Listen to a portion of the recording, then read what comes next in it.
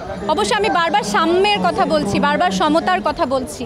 সাম্য আর সমতার মানে তো আমরা সবাই জানি। আমরা এরকম একটা বাংলাদেশই চাই যেখানে সাম্য থাকবে, সমতা থাকবে, বিভক্তি থাকবে না। এরকম একটা বাংলাদেশ আমরা চাই। আর এটা এখন আমি বারবার বলছি, একটা নতুন সময়ের মধ্য দিয়ে আমরা যাচ্ছি। এরকম সময় আমরা আগে কখনো দেখিনি। আমাদের সবাইকে ধৈর্যশীল হতে হবে, পর্যবেক্ষণ করতে হবে, এবং আমরা কি চাই আমাদের সেটা মন খুলে বলতে হবে।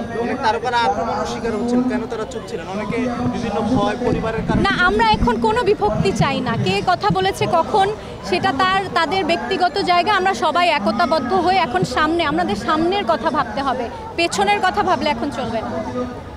প্রচণ্ড নিন্দনীয় সকল অরাজকতার ঘটনা, প্রচণ্ড নিন্দনীয়। এইভাবে বিভক্তি সৃষ্টি করা হচ্ছে, এইভাবে অশান্তি সৃষ্টি করা হচ্ছে, সেটাতে আমরা নিরাপত্তাহীনতায় ভুগছি সবাই, আমরা সাধারণ জনতা সবাই, এবং সেটা তীব্রভাবে নিন্দনীয়। আমরা আবার অনেক সুন্দর এক্সাম্পলও তো দেখেছি, তাই না? উদাহরণ দেখেছি আমরা কিভাবে পাড়ায় পাড়ায় একত্রিত হয়ে আমরা ডাকাত প্রতিহত করছি, আমরা এই দুর্বৃত্তকারীদের প্রতিহত করছি। এটা একটা খুব সুন্দর, এটাই বাংলাদেশ, এই একতার বাংলাদেশটাই আমরা চাই। আমাদের সকল সংস্কৃতি কর্মীরা এখানে আছে, নিশ্চয়ই এটা নিয়ে একটা আলোচনা হচ্ছে। আমরা সবাই খুব দ্রুত কাজে ফিরে যেতে চাই। না, নতুন পুরনো, এখন আমরা একটা ট্রানজিশনের মধ্য দিয়ে যাচ্ছি, একটা নতুন সময়ের মধ্য দিয়ে যাচ্ছি। আমার মনে হয় আমাদের সবাইকে ধৈর্য ধরে পর্যবেক্ষণ করতে হবে, এবং আমরা যেটা চাই, এখন আমাদের বাক স্বাধীনতা আছে, আমরা যেটা চাই সবাই গলা খুলে বলতে পারবো, সেটা যেন আমরা সবাই বলি যে আমরা কি চাই। অবশ্যই আশাবাদী, আমার দেশকে নিয়ে আমি সব সময় ভীষণ আশাবাদী।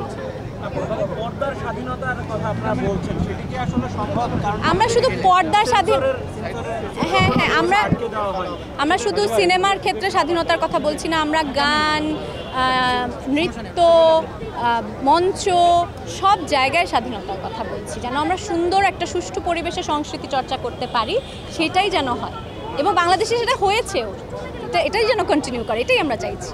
না, যেভাবে পারে সেইভাবে করেছে। আসলে বেশিরভাগ নেমেছে তারা ইয়াং, মানে স্টুডেন্টরা যারা, তাদের অনেক কি বলবো অবদান এই সব কিছুতে। তারা রাস্তায় ট্রাফিক কন্ট্রোল করছে, আমাদেরকে রাতের বেলা ডাকাত যেন না থাকে সেই জন্য নিরাপত্তায় কাজ করছে।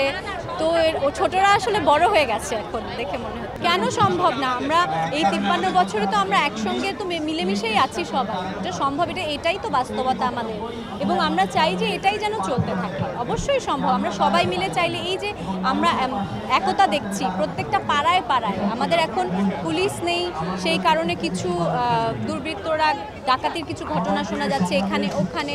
সেনাবাহিনীর সাথে আমাদের পাড়ার লোকজন একত্রিত হয়ে কাজ করছে। এই যে ইউনিটিটা, এই একতা, এটাই তো বাংলাদেশ।